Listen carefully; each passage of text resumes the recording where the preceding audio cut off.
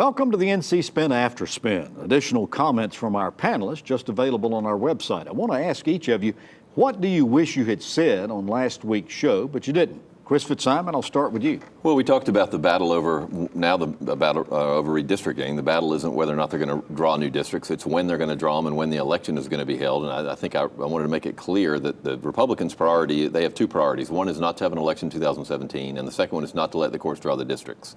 But one of the main reasons they don't want an election, and John referred to the party out of power, or the party in power in the White House losing seats, that's in a normal year. It's 9-11. This is not a normal year. And this past week, President Trump's approval rating by Gallup was 36%.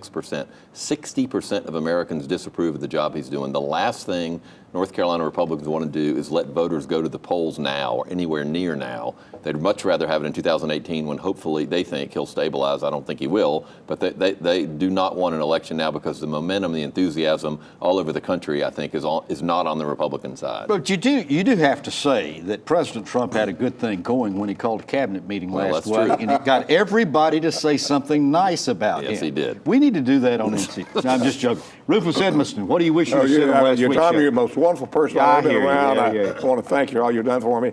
I wish I'd said when we were talking about the 45th year of Watergate, that how lucky I am to have worked with a man named Sam Ervin.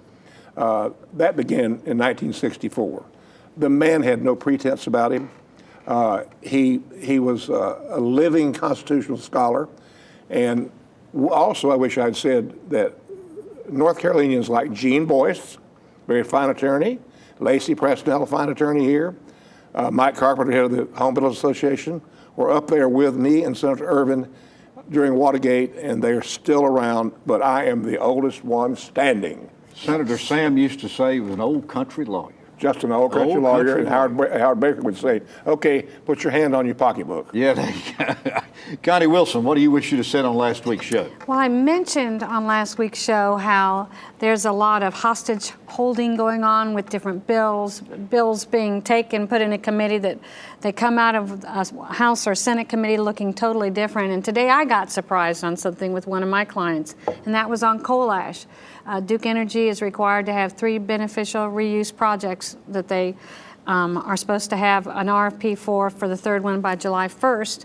And all of a sudden I hear from another committee, because I'm in another room, that an amendment has been placed on a bill that would totally change that third machine. So now we're doing some homework on it, but it's actually extremely important that we do have the third machine because concrete can use it, and once we put it in concrete, after paying for it, it's gone forever. So you need split personalities. If I had one legislator ask me, he said, well, Connie, why weren't you in there to testify? I'm like, well, I was in another committee waiting for another bill where I thought I was going to get whacked. I said, nobody invited me. Nobody warned me.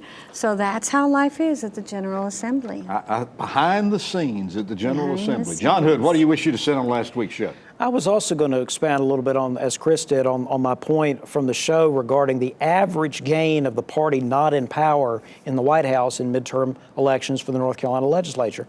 The average is about 11 seats, 9 seats if you take the exact example of a president who's Republican and a Democratic governor. We've had several instances of that, and the average gain is 9 seats. But this could not be an average year, even if the elections are in 2018. Remember that an average disguises a lot. There have been some cycles where the gains have been very small or even non-existent, and there have been several huge sweeps. For example, in the Watergate era in 1974, the Republicans lost 40 seats in the legislature in those midterms.